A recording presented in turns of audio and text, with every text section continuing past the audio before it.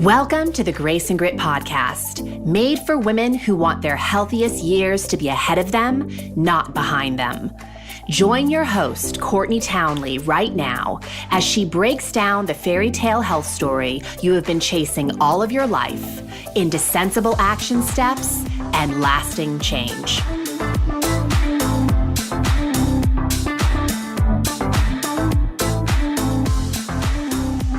Hello and welcome to the Grace and Grit podcast. This is your host, Courtney Townley.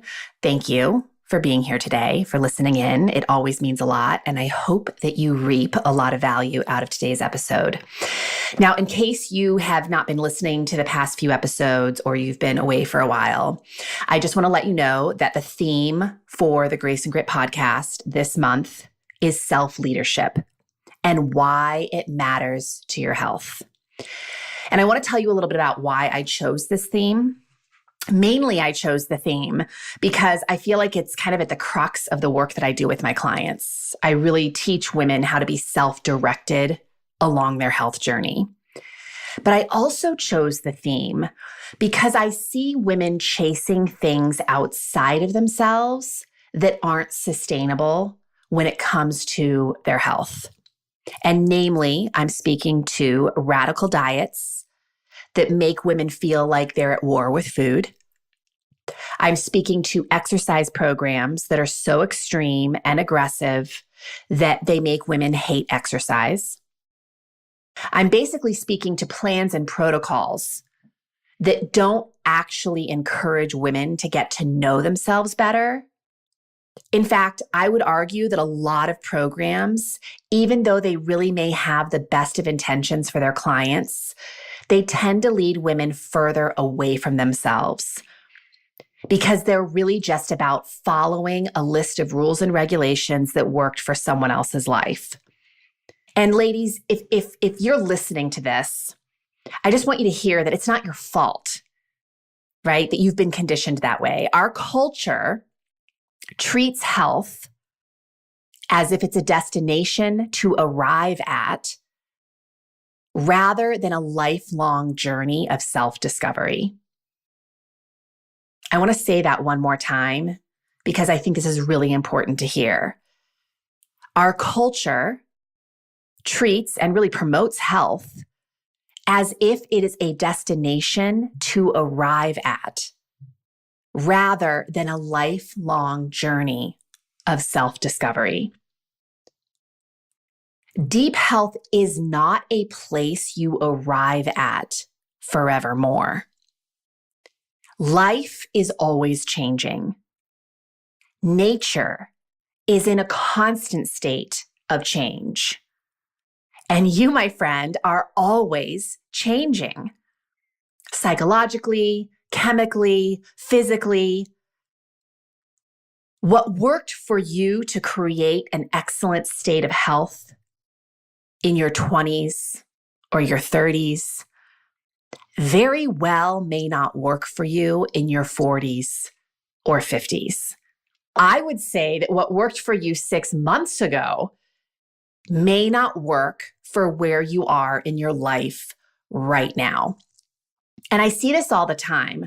I have a lot of clients who seem to be in the flow with their self-care during our journey together. So they're sleeping well at night. They're eating in a way that nourishes them and makes them feel really energized. They feel like they have a good relationship with food. They feel like they're exercising with more regularity. And then something happens along the path that throws them off kilter. So there's an illness in the family.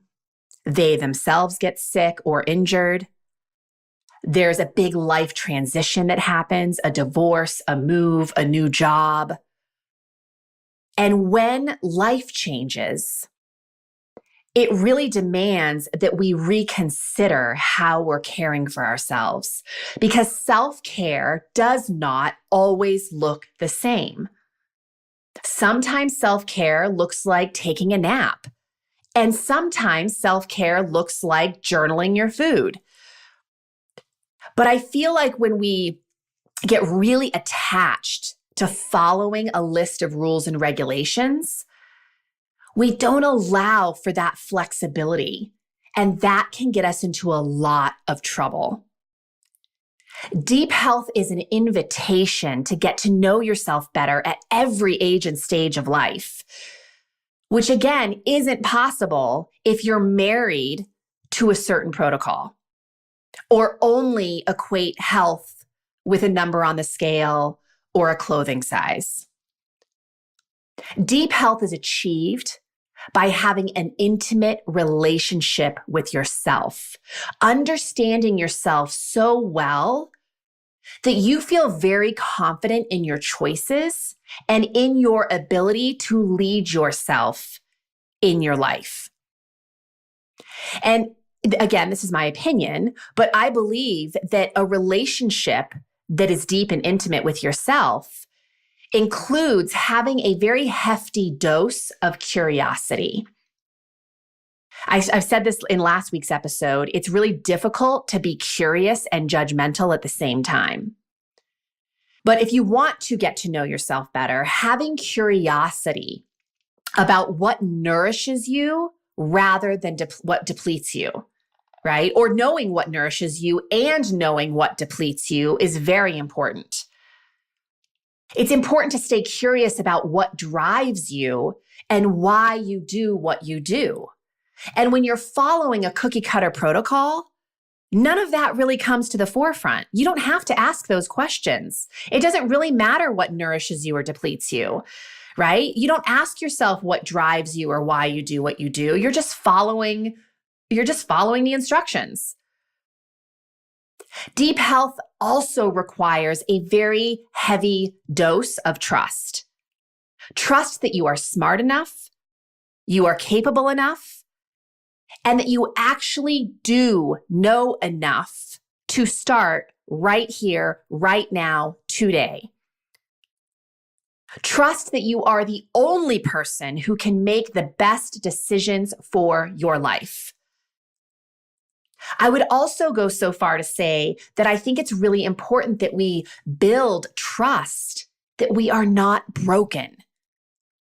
There's a big difference between taking better care of yourself because you think you're broken versus taking better care of yourself because you respect yourself on such a high level and you want to be fully expressed in who you are as a person.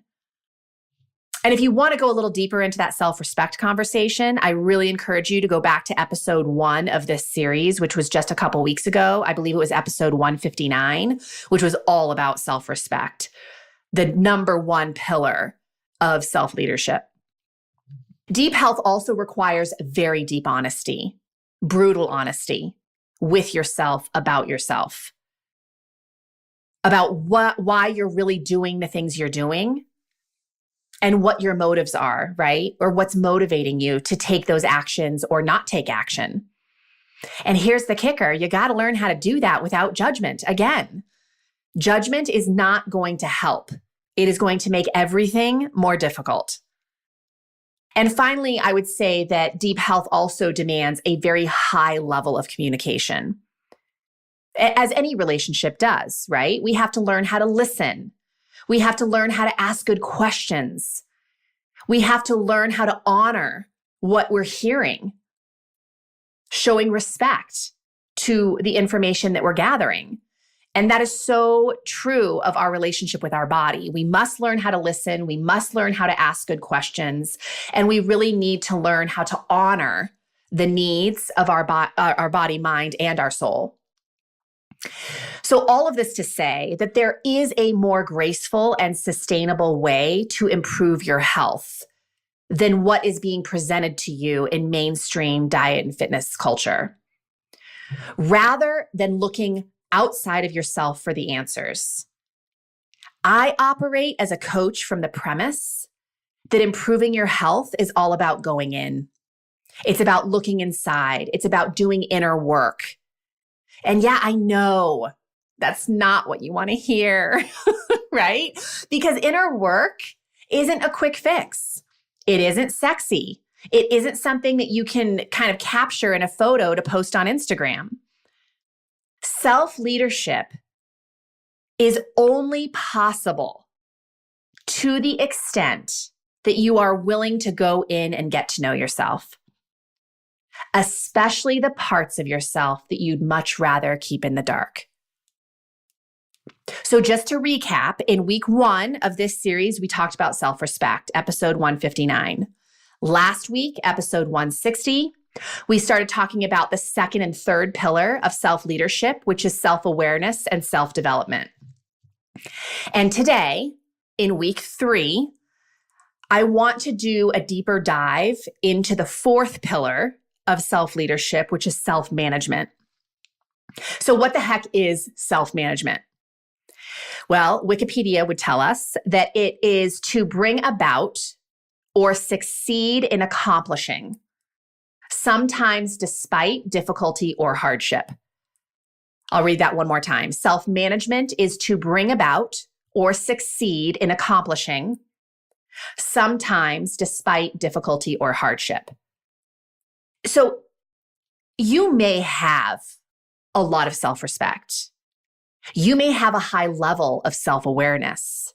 And you may have even gone so far as to come up with a game plan for developing the parts of yourself that need developing in order for you to succeed on the level that you want to succeed at. But if you cannot manage your time, if you do not learn how to manage your energy or your mindset, you will absolutely struggle to succeed. You will struggle to make progress. So let's break each one of those down a little bit. What does it mean to manage your time? Well, first of all, time is a limited resource, right? We only get so many hours in the day. We all get the same amount of time. And managing your time definitely looks like, first and foremost, knowing what your values are, knowing what you want to spend time on, and then scheduling those values into your day, making sure that that is where you're spending the bulk of your time. Managing your time also looks like planning ahead, so you know that you're living in a way that is in line with what's important to you. It also looks like setting some boundaries, so you're not so distracted or you're not spending time on things that don't really matter to you.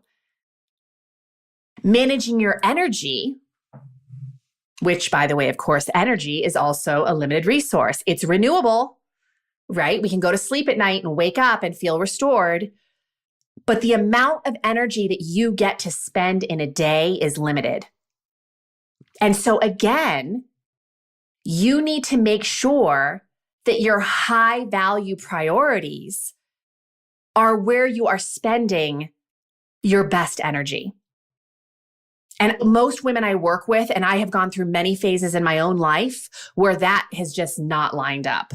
And then I feel like I'm spending a lot of energy on things I don't care about, which makes me very resentful. It makes me want to eat not such great food and not take such great care of myself. Because when we don't feel good, we tend not to show up for ourselves, right? I always say when we think crap, we eat crap. Managing your energy also looks like trimming the fat in your life, very much like managing your time. You have to cut out the things that are energy vampires, that are robbing you of valuable energy. And of course, that is very closely aligned with setting boundaries, constraint, saying no, so you can say yes to the things that really matter. Managing your mindset, to me, I really believe that how you think is directly linked to your results.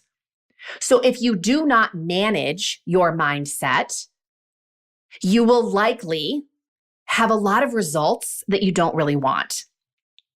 There's that saying, I don't know who said it, but I've heard it a million times over. I'm sure you have too. Whether you think you can or you can't, you're right. And that is just such a simple truth. And I know for my own life, for many, many years, I did not have any practices in place to manage my mindset. And I definitely see a lot of women that I work with struggling with this as well. They don't have daily practices that help align their mindset in a way that will make them successful.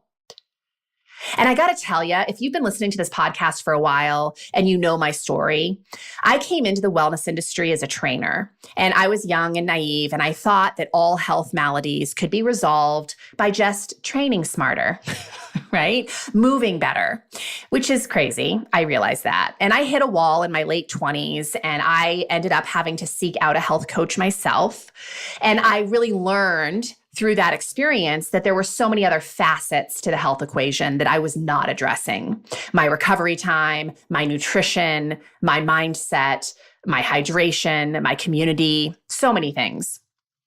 And I got to tell you, after 20 years, over 20 years in this career, more than ever, I truly believe that probably 90% of your success is based on how you think.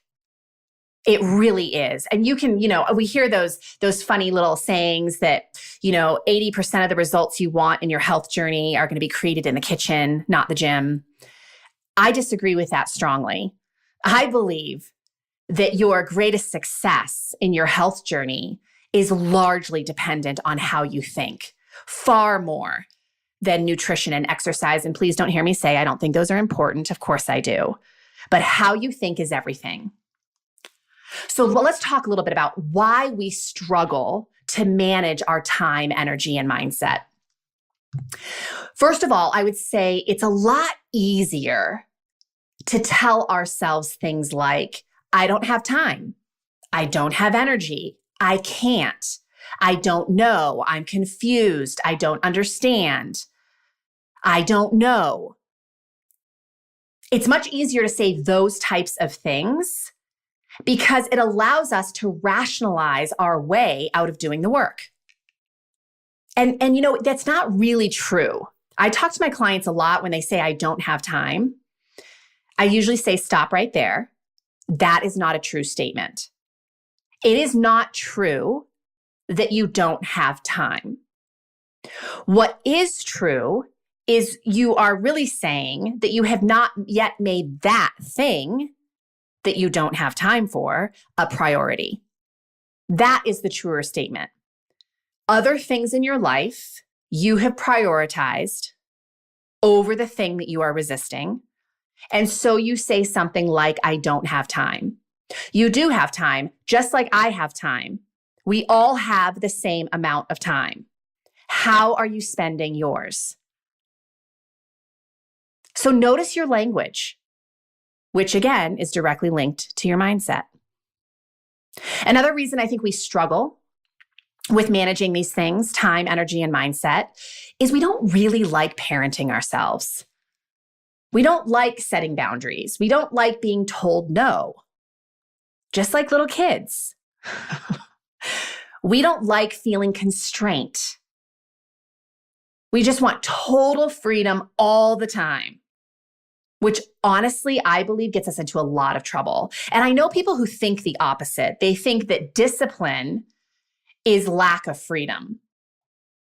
I would argue that discipline is what allows for freedom.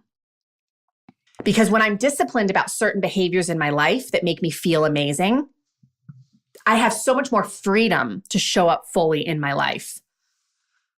But when we have no discipline ever, and we just want to do what we want to do whenever we want to do it, nothing ever really gets done because we're leaking a lot of energy on things that probably don't matter all that much to us. And I always think of my own child, right? He's a 9-year-old boy.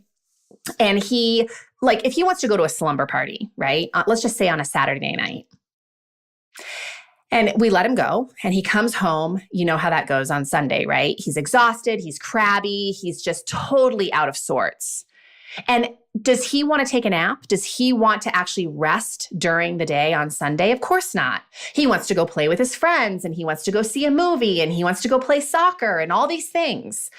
And as a parent, because I can see how he's acting out, I have to constrain him a little bit to protect him.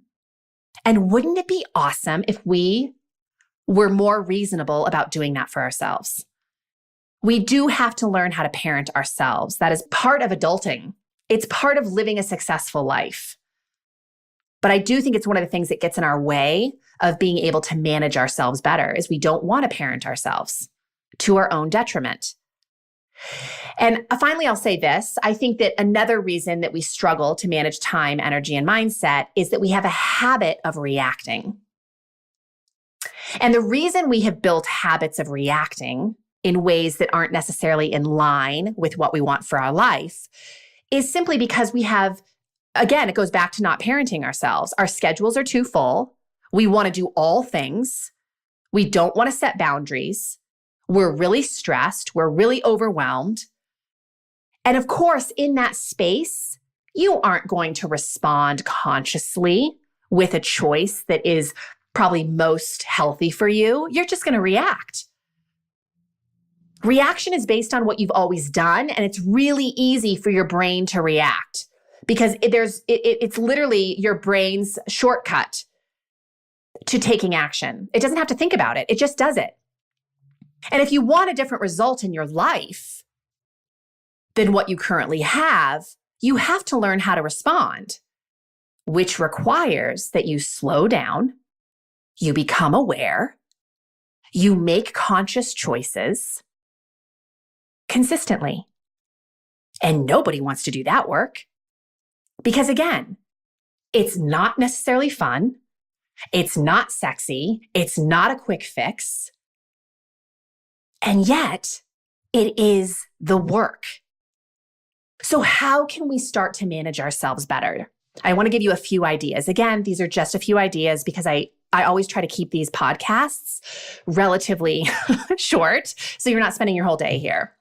So just a few ideas. In terms of managing your time, I would strongly encourage you to make a list of what you are willing to spend time on versus what you are not willing to spend time on. And it's really helpful to answer that question when you're really clear on your values. What are the things you value about life? What are the things you want to be investing time in? Those are the things that you would put in your list of things you want to spend time on. And then conversely, what are the things you are currently spending time on that are not in line with your values? And are you willing to make a conscious choice to keep spending time on those things? Because it is a choice. I would also say in terms of managing your time better, make a plan for how you spend your days. And most importantly, stick to it. That second part is the hardest part. I know women who will go out and buy the fancy planner and all the highlighters and stickers, and they will spend hours lining out the perfect week based on their values, based on all the things they want to do for themselves. And then the day comes, they open their planner, they look at their day, and their entire day becomes a series of negotiating, compromising, and rationalizing their way out of the very things that they scheduled. That, too, is a habit. It's a habit to compromise, rationalize, and negotiate your way out of your best intentions. I was watching a TED Talk recently. It was the Profit First gentleman. I can't remember his name. But anyway, it was a short little snippet of his TED Talk. And in it, he talked about Parkinson's Law. I don't know if you know Parkinson's Law, but Parkinson's Law states that work expands so as to fill the time available for its completion. I'll read that one more time. Parkinson's Law is the adage that work expands so as to fill the time available for its completion.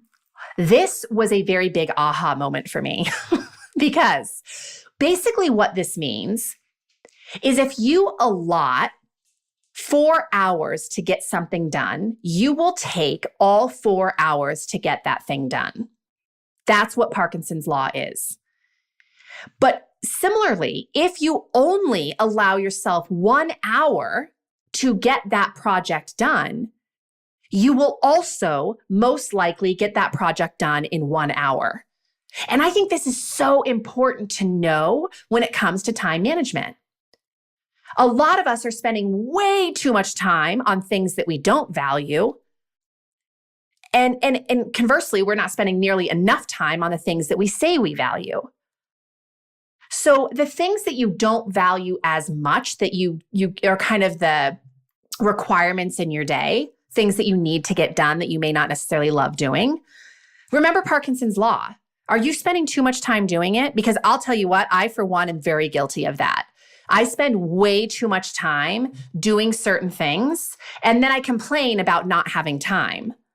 And that is my own fault because of the way I'm scheduling my days. And I want to say this finally, once you make a plan for how you want to live your day, show up regardless of how you feel about it. And that may sound very insensitive, but here's why. If you sat down and really did these exercises, you got clear on what you want to spend time on, what you don't want to spend time on, and then you plan your day according to those values, why would you not do the thing based on how you feel in the moment? You made the decision to do the thing at a time where your vision was strong and what you needed to do was clear. So it really doesn't matter in the moment how you feel. Because I'll tell you what, you know this because I say this all the time. I don't love cooking dinner every night for my family. I don't love going to the gym every day. I don't always want to go to bed at a reasonable hour. But I do those things because I want the payoff on the other side of doing them. Let's talk about managing energy. This is a big one. You only have so much energy in a day. And it's important that you start to understand your own energy. When is it optimized? When do you have the most energy? What are you dedicating that energy to? What part of the day do you feel least energetic? And what activities are you scheduling at that time of the day? I'll tell you, this is something I take very seriously. I didn't used to. But I used to actually work with clients at 5 o'clock in the morning, and I did this for years. I trained clients at 5 o'clock in the morning. I coached clients at 5 o'clock in the morning. My day started by giving my best energy to my clients. And I now, looking back, I see that that was a mistake because what happened ultimately is I depleted myself and kind of created a lot of resentment in myself because I wasn't dedicating that top-notch energy to the things that I value the most, which is, of course, my family and my own health. Now, I'm not saying that I don't give tremendous energy to my clients. I do.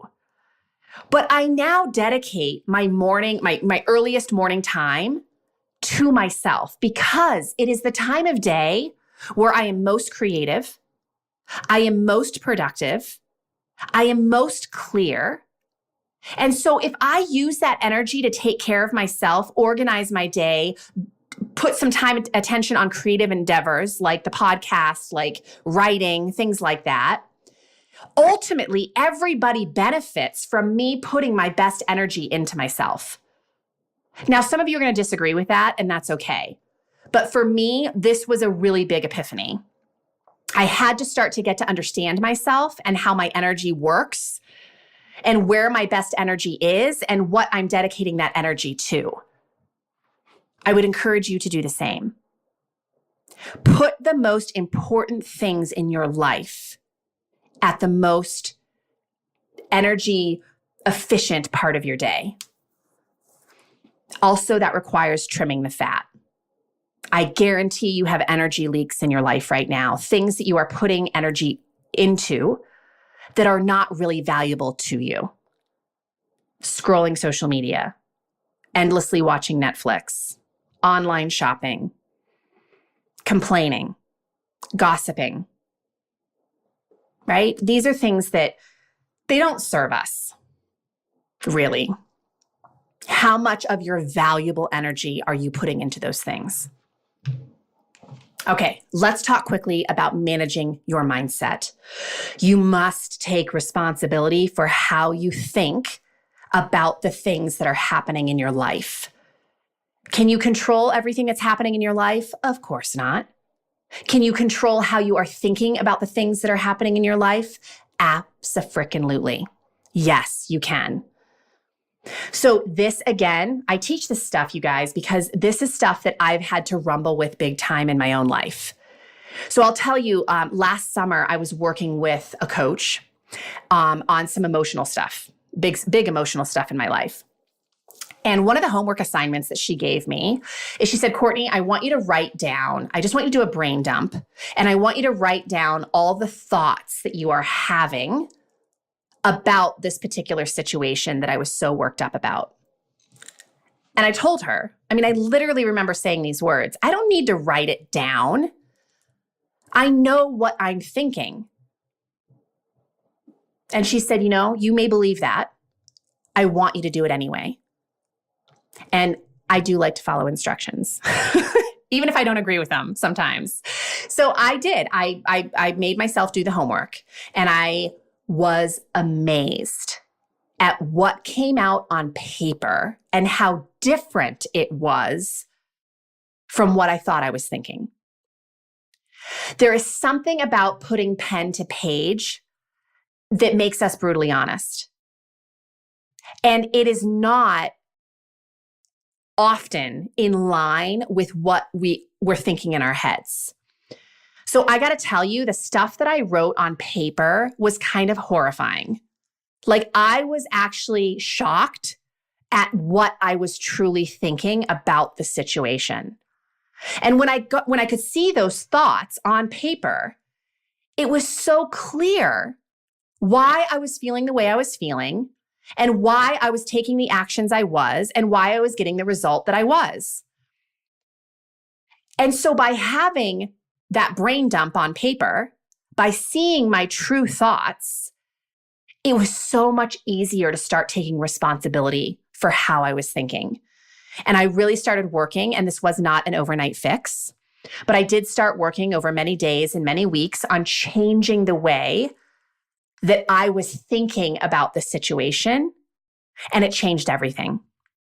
And remember, your results are directly linked to how you are thinking. And when I say results, please do not hear me saying I'm talking about a number on the scale. I'm talking about a clothing size. Your thinking definitely can affect those. But when I say results, I'm thinking bigger than that. How you feel about your life, how fulfilled you are. Those things are a direct reflection of how you think. So you can change your thinking, which changes how you feel. But I strongly recommend, if you want to kind of start digging a little deeper into that, start getting your thoughts out on paper.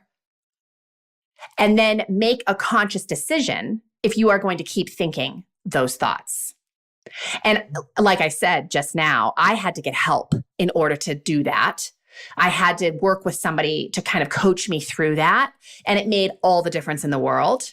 And it's something now I work so much with my clients, really sort of working through that similar process of getting things out on paper so they can see what is truly going on, and they can stop making assumptions about what they think they're thinking. So that's all I'm going to say today about managing self-management. We talked about managing our time, we talked about managing our energy, and we talked about the importance of managing mindset. This is a big conversation, but hopefully this just kind of sparks something in you, and you take one maybe small step forward based on something that you heard in this podcast today. I also want to mention before we go that the doors to the Signature Program are still open. We start this 6-month program on May 6th, and the Signature Program is really it's a 6-month journey with me as a coach. And I basically help you lay a very foundation of solid health principles, things that will help you to improve your health. But of course, all of it is customized to you. where you are in your life, what your stressors are, what your likes and dislikes are. It's all about really you learning how to be very self-directed along your health journey. So all month long, I have been inviting clients to the podcast to share their experience of going through the signature program with me. And so I am airing those interviews at the end of every episode this month. So right now, I'm going to introduce you to another one of my clients. So sit back, enjoy. And if you are interested in the signature program, you can always go to my website. And you can go to graceandgrit.com/kickstart to book a free coaching call with me so I can answer your questions. We can do a little bit of coaching, and ultimately we can decide together if this is a good fit for you. And also, if you can't remember any of that, you can always just email me at Courtney@graceandgrit.com and I can tell you what the next steps are. So sit back, enjoy, and thank you for being here today. I hope you'll be here again next week. So I am here today with Dallas Travers, who has been a client of mine for the past 6 months. And she also graciously agreed to come on the show today and tell us a little bit about her experience. And Dallas, first of all, thank you for doing this. Of course. And I want to start by maybe just having you tell the audience a little bit about yourself. And I want to say, first of all, that Dallas and I have a unique relationship because she's also my business coach. And I will tell you just very honestly, I was really nervous when Dallas said that she wanted to do this work with me because I was thinking, is our relationship going to get in the way of that? There were definitely concerns. And I have to say that having her be my business coach and having her go through this work has been such an awesome marriage because not only does she understand my business better, but I also feel like, we were able to work really well together on her health with me as the coach. So anyway, you go ahead and start by telling the audience a little bit about yourself. And also hats off to both of us for keeping such clear boundaries. Right? We did a good job. And I think that's an important distinction because I think sometimes people try to coach from a place of, having another relationship in another setting of their life, like a friend or a colleague, and it muddies the waters. Totally. And so I do think we kept the boundaries really clear, which I think is so healthy. Yeah. So a little bit about me. I guess I'm going to talk about me through the lens of my health and wellness and self-care. Yes. So I'm an entrepreneur. I have a 4-year-old daughter. I am a high achiever, right? And I like to be in charge and in control. So that's worked well for me in some areas. And when it comes to taking care of myself, oh my God, Courtney, I was just exhausted by what I thought taking care of myself looked like, right? And sort of the metrics I was using for what it means to be healthy. So that, and I know we'll talk more about it, but that's kind of where I come from, is this do more to achieve more, right? And for me, it was like eat less to achieve more. Yeah. And so, so my personality, I'm definitely a doer. I definitely I can easily fall into the thinking of measuring my worth according to how well I perform.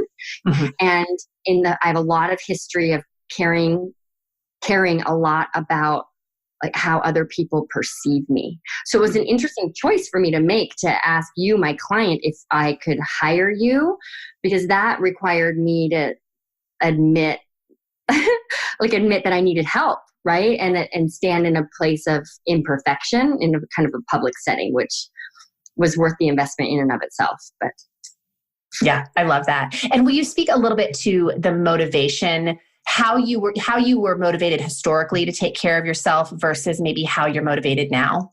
Yeah. We can't even call it taking care of myself. Whatever you were doing before.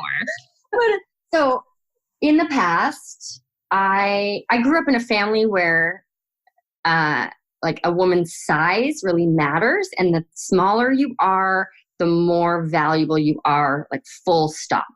Right. And so I have weighed myself every day. And I wasn't even aware of this until we started our work together. But this is not an exaggeration. I have weighed myself every day of my life from the age of 11 and I'm 42. Wow. Yeah. And sometimes more than once a day. Yeah.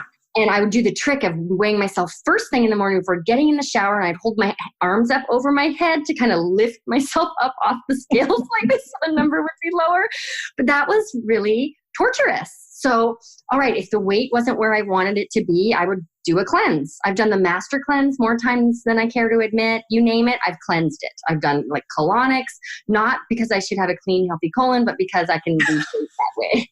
And because you equate thinness with health, like in your old model. Yeah, my old thinking was like the thinner I am, the not even healthier, but it's like health doesn't matter. More worthy. Weight matters. Mm. Yeah. I wasn't even thinking about health in that way. Of course. So, yeah. And so I was really addicted to sugar because I wasn't eating.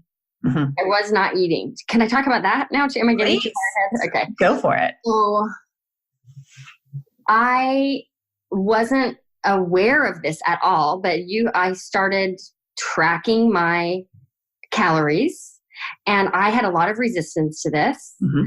And then the first few days, I was coming in at like 800 calories, 1,000 calories a day.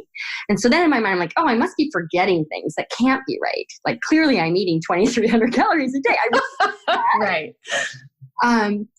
So I had to a big revelation to me was the fact that I have been under eating probably since I was 11 years old. Yeah.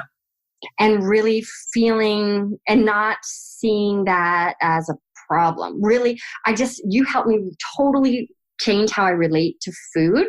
And I think food, my entire adult life at least, has really been an enemy to me. Mm. And yeah, so. You've been at war with food. No question. Yeah. No question. Yeah. Or like at war with myself about food. Mm-hmm. So just not eating enough and then being so hungry that I just eat whatever is in front of me, which hopefully if I'm lucky is a chocolate bar. Yeah. Right. And so then I just get that sugar high enough to kind of get through the day and a glass of wine with dinner that I've eaten out and it was very illuminating and shocking to me how much I've been under eating. Mm-hmm. Speak a little bit to the alcohol too, because I think of this, so many women can relate to this where they have the evening alcohol to take the edge off. Yeah. And we don't even realize that, it might be taking the edge off in the moment. And yet it's creating, a whole hormonal cascade of events that we don't necessarily want to be victim to. So would you just speak a little bit to releasing alcohol in your journey? Yeah. So, and full disclosure, I've not fully released alcohol. Yeah, of course. I was having a drink. It was more common to have a drink with dinner than not. Yeah. Great. Easily. And so, and I'd have like a glass, maybe 2 glasses of wine. But what I realized, so for me, it was a way to like, I'm going to treat myself, unwind a bit, have a glass of wine. I really like this routine with my husband. And that was setting me up again to not eat enough.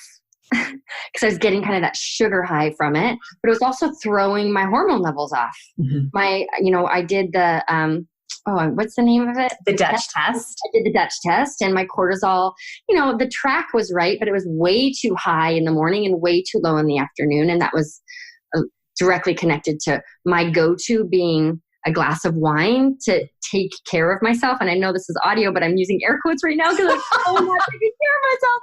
But that was it. Like, I'm going to treat myself right now to a glass of wine. And that just wasn't, I wouldn't let my daughter do that. And I would never, even if she's an adult, I wouldn't say, honey, you should have a glass of wine to take care of yourself. It's totally messed up, right? That's not actually an act of self-care or self-respect.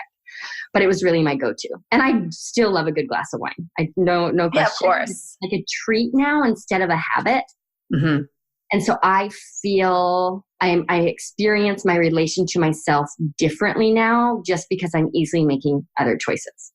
Yeah. And you probably enjoy the wine a heck of a lot more when you have it because you're fully with it and you're tasting it. And you may not have been before because it was just something that you were doing almost as a habit. Yeah. Yeah, totally. Yeah. What do you think was like one of your pivotal moments in the process in terms of like big ahas? Yeah. Okay. So I'm a coach. So I'm I can like be very sophisticated and pretend I'm taking action and not, right? And I know all the right words to say so that it looks like I'm doing stuff. But I don't remember when about this was. Courtney, you might remember, but we had a couple of sessions where I was sharing these awarenesses. Like, oh, I'm really observing this about myself, and isn't that good? And then the next session was more of that. And finally, I saved the email. But so I sent you an email. I'm not remembering all of the details, but it was another email about this wonderful awareness I had. And isn't that great that I'm having these awarenesses? And you basically said to me, okay, that's all fine and dandy, but when are you actually going to do anything you're talking about? Yeah. It was a shit or get off the pot moment. And it was perfect. It was perfect timing because you just called me out on it big time. So that was probably halfway through. I think I spent the first 3 months of our time together kind of talking around all of my intentions, but not actually putting my kind of that passive action, right? Like just like this keen observation. I love it. And then I want to share this with your listeners for anyone who's a parent out there. And I'm going to get a little bit emotional about it, but I had this experience. My daughter's 4, and a promise I made myself when she was born was that I was not going to pass my own like body image stuff on to her. And so I've been very diligent to weigh myself when she's not around, right? And never talk about weight I've just been so conscious of what I say about myself and my body and what I eat like around her. And then there was this one day where I got my DEXA scan. Yeah. And so I came home and I was excited. This is when things were starting to shift for me because I realized that the scale, by the way, is just a complete lie. It's such a scam, right? And you had me get this DEXA scan and I'm seeing my body fat percentage in a different way. I was so excited. And I want to clarify, I had you get the DEXA scan because I wanted you to understand that losing weight on the scale is not always a worthy endeavor, especially when you're building muscle. I wanted you to see that muscle is where the value is. Right. Yes. Yeah. And that was really helpful. And I came home and I was excited about it. And so I showed my husband. Anyhow, Farina saw the picture of my scan and my ass looked huge. It just looks almost like a cartoon figure, my hips and thighs, and it's fine. But for her, it was kind of alarming. And then for the next couple of weeks, she was obsessed with fat. Yeah. And saying, just breaks my heart. Yeah. Just saying things like being worried about fat and kind of saying out loud thoughts I have carried about myself that I've never shared with her, but I don't have to say the words because that's the energy that I was residing in. Mm-hmm. And when that happened, things got very real for me really fast. Mm-hmm. And I realized if I really mean that I don't want to pass any of this body issue stuff on to her, it's not enough to hide my stuff from her. I have to heal all that stuff. Yeah. And I think that's right around the same time that you gave me that come to Jesus email. And so I'm doing that work just because the cause I have now is so much bigger than me fitting into my jeans. It's really making sure that she grows up really knowing her inherent worth, regardless of what she looks like, and really having a model. She has this incredible model in her life of what it means to be ambitious and successful. But up until we started working together, she did not have a model in her life of what it means to love yourself unconditionally. Mm-hmm. And I really am committed to living that instead of living it instead of thinking I'm showing it to her. Yeah. That distinction between hiding versus healing is everything. Because I talk about this all the time on the podcast that, we want to hide the parts of ourselves, that don't look so great in the light, whether that be physically or, just metaphorically. Yeah. But the reality is we can only create a state of deep health when we are willing to shine a light on that and heal it. And talk about it, right? And work through it. And you're doing that work, which I just think is so beautiful and such a benefit to everybody around you, especially that 4-year-old little girl. Yeah.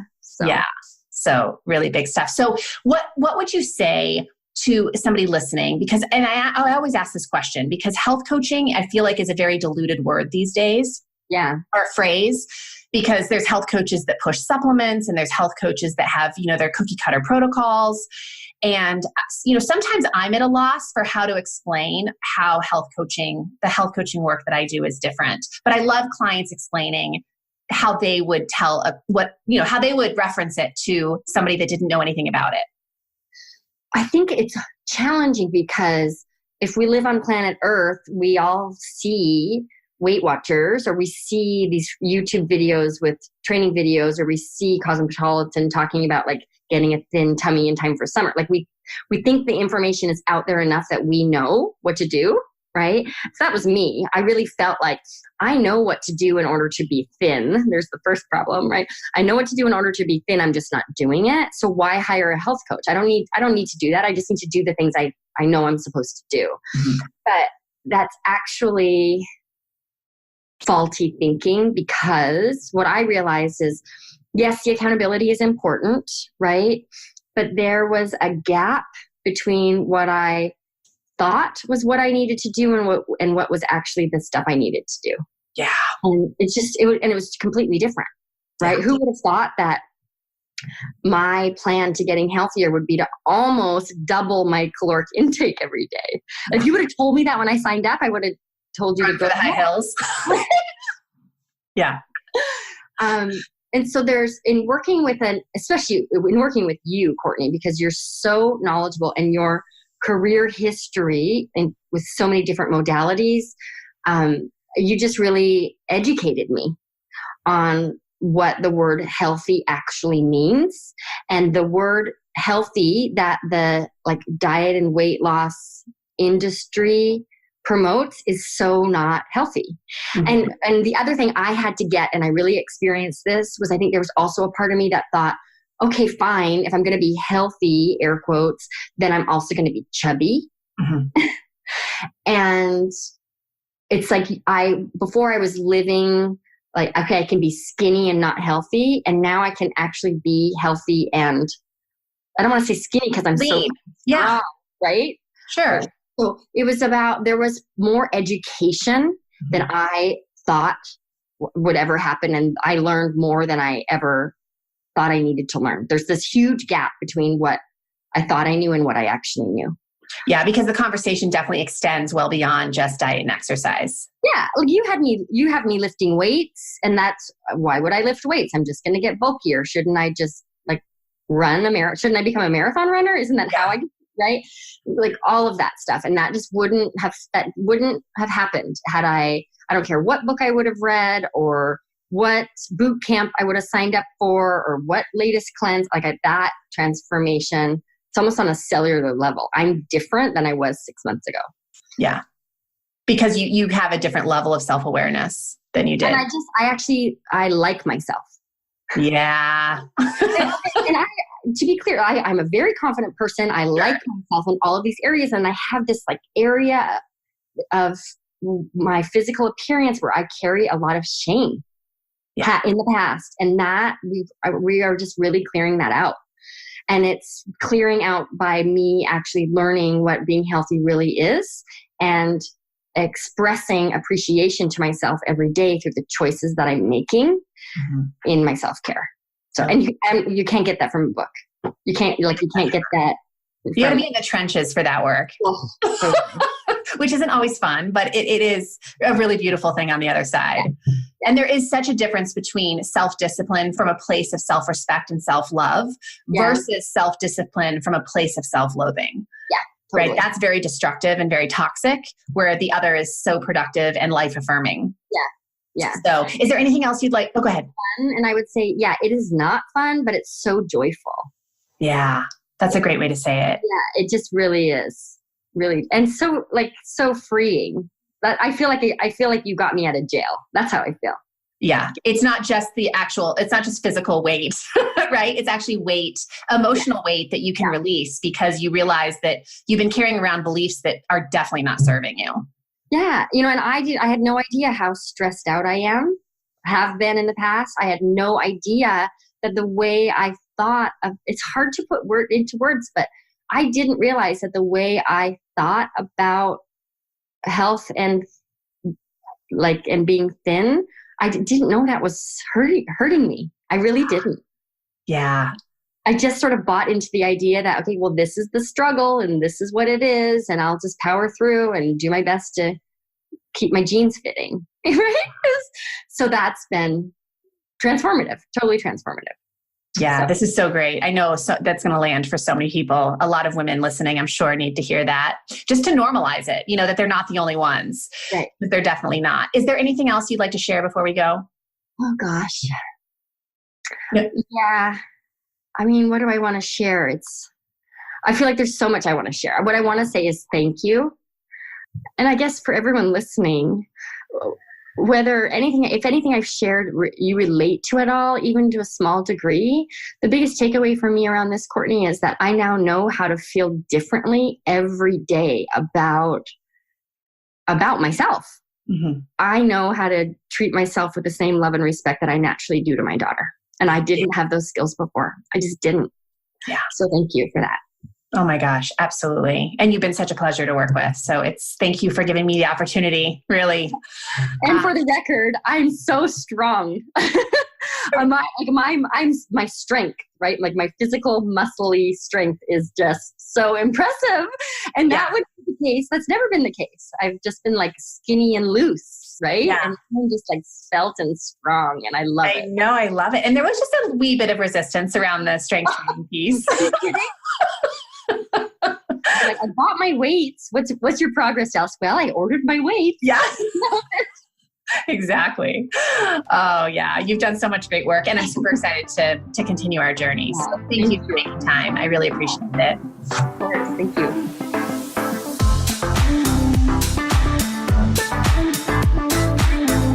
Thank you for listening to the Grace and Grit podcast. It is time to mend the fabric of the female health story. And it starts with you taking radical responsibility for your own self-care. You are worth the effort. And with a little grace and grit, anything is possible.